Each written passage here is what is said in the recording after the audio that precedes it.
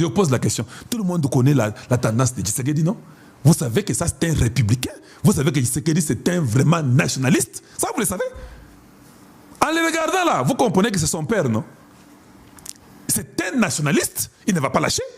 Maintenant, je vous pose la question. Imaginez-vous seulement que l'armée est capable de faire sauter tout le monde là-bas à Bukavu, faire sauter tout le monde là-bas à Goma.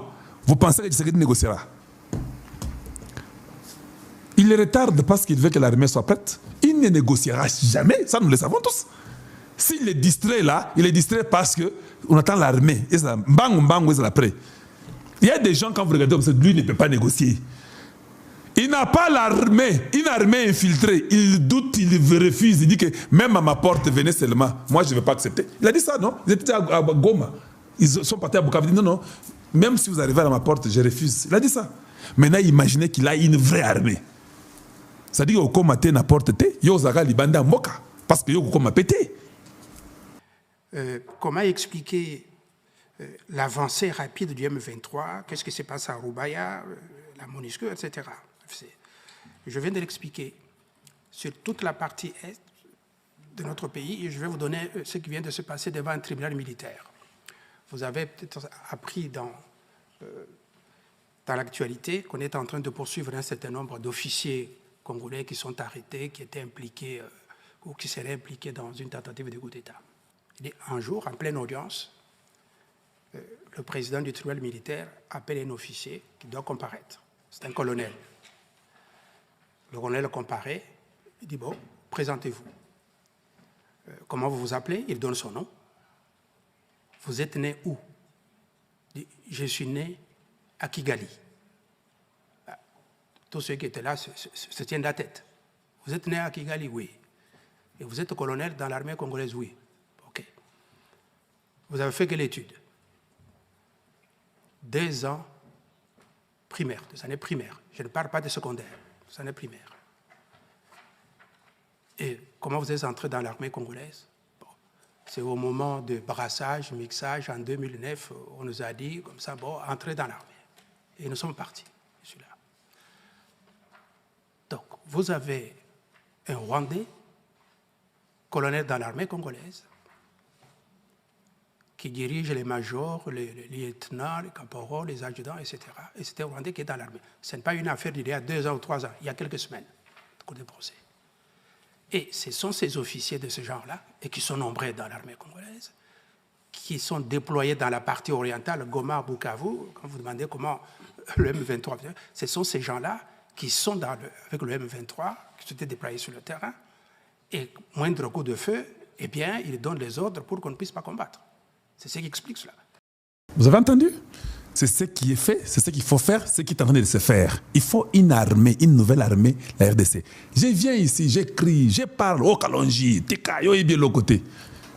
Mettre beaucoup d'argent dans l'armée, payer les jeunes gens, que chaque enfant sente que non, c'est comme aux États-Unis. Quand vous allez à une école de l'armée, que ce soit l'armée de l'air ou c'est pas terrestre ou maritime, tout ce que vous voulez, on appelle ça Marines, Air Force, tout ça, Delta, tout ça. On vous propose que vous ne payerez pas les études, il y a ceci, voilà les avantages, soins médicaux, on vous donne pour vous forcer à être là-bas. C'est ce qu'il faut au Congo. Au Congo, il faut, quand un enfant est militaire, il a une bonne vie que celui qui n'est pas militaire. Il faut changer l'esprit là comme ça. Celui qui est militaire a une bonne vie que celui qui n'est pas militaire. Que les enfants comprennent que non, je dois me marier comme ça, on a dans l'armée. Armée, il y a des avantages. Donc, tant que je serai ingénieur, l'armée va payer pour moi. Je vais aller travailler pour l'armée. L'armée, c'est comme ça. J'ai les soins médicaux, j'ai tout.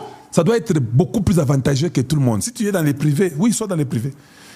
Nous sommes les gens, quand les gens descendent à l'aéroport de Njili, ou à la frontière de Lufu, ou je ne sais pas, Kasumbalesa, ou la frontière de Goma, quand les gens entrent seulement au Congo, nous tous, nous devons savoir que Moutouté la Kotaki, Nanzela, à Vandiwapi, vous voyez quelqu'un qui vient chez vous dans l'appartement à côté, tout le monde qui rit, qui est cet individu-là? C'est le Congo. C'est le Congo. On ne peut pas être distrait, non. Même l'immigration, ceux qui m'ont commis, j'ai un visa, je suis touriste. à l'immigration là, j'aimerais entendre que vous avez posé des questions. J'aimerais entendre que vous soyez en mesure de dire à ces Mundele là que non, tes papiers, on ne trouve pas ça correct, tu dois rentrer. Oui, oui. Botier, dans la salle d'attente, il y a un avion, il y a Air Congo, et ils ont la Belgique. Et même Mundele, à Zongi. S'il n'y en a pas, Botier dans hôtel, dans aéroport, hôtel Zali. Dans Tongo, Bazouye, allié bien à Sokoli, Bazouye à Zongi, dans avion, à Zongi, Belgique. Ou bien France, ou Allemagne, ou États-Unis. Vous pouvez rendre votre pays très valeureux. Ça, ce sont les humains qui s'organisent à faire ça. Ce n'est pas Dieu. Il faut vraiment qu'au Congo, tout le monde comprend que dans ces pays-là, ils ont la sécurité. Mais quand ça va, il y a le tourisme, les gens viennent, ils ont leur tourisme, ils sont bien accueillis, tout va bien, mais avec une surveillance à l'extrême. Mais ça, c'est dans la tête de tout Congolais qui est Mbokanabiso, et c'est différent que tous les pays du monde. Nous sommes spéciaux, nous ne sommes pas comme les autres. Dieu nous a tout donné, il n'a pas donné aux autres. Nous devons être fiers et jaloux de ce que Dieu nous a donné. C'est comme ça. C'est comme ça. Sinon, on va aller dans les papiers. Et ce sont des vérités. Ce sont des vérités. On n'a que des dialogues inutiles. Tout le monde là prend l'argent, il mange, il n'y a rien. Résolution, zéro. Il faut imposer. Il faut donner une direction imposée. Il faut avoir une armée imposante. Ça sera fini. On ne va même pas réfléchir sur, oh non, les FDLR, les M23, oh non, vous savez, et nous avons les Banyamuleng. Ça n'existera même pas. Vous-même, vous verrez que ça n'existera pas. Et qui ont pleuré pour les Banyamuleng. Ça fait 30 ans, ils sont au pouvoir, non? Avec les Banyamuleng là. Ils ont même déjà construit même une route là-bas, dans les Minembwe. Eux qui parlent, les Moïse Nyarugabo, les Rouberois, ils ont mangé l'argent du Congo. Ils étaient là-bas, ils étaient des ministres, ils étaient des présidents, vice-présidents. Et Kabila, leur frère, 18 ans, ils n'ont rien fait. Allez-y à Minembwe, c'est plus qu'un village.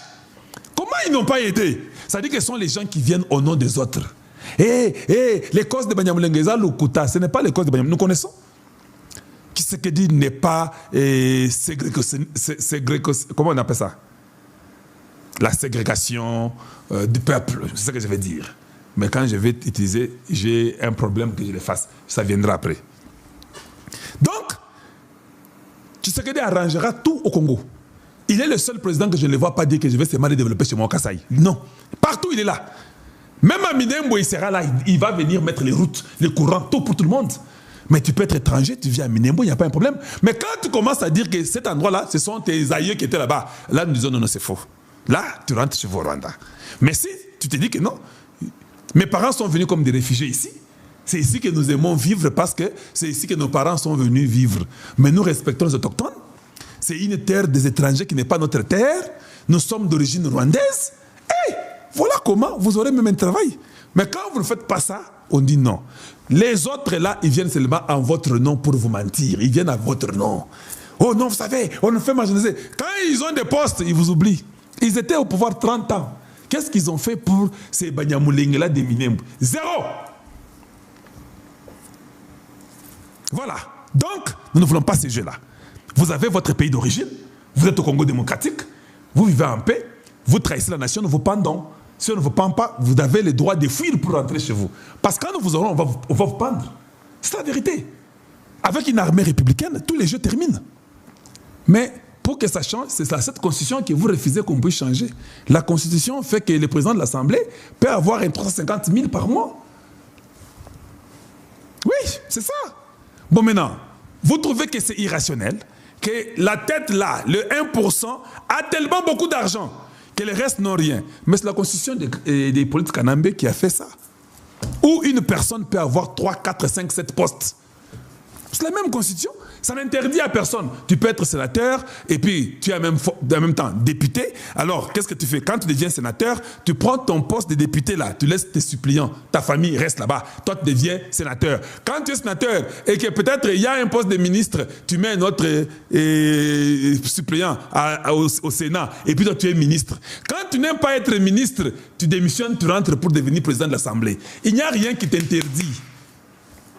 C'est la constitution du Congo qui t'a donné ce droit-là. Maintenant, pourquoi nous débattons chaque jour?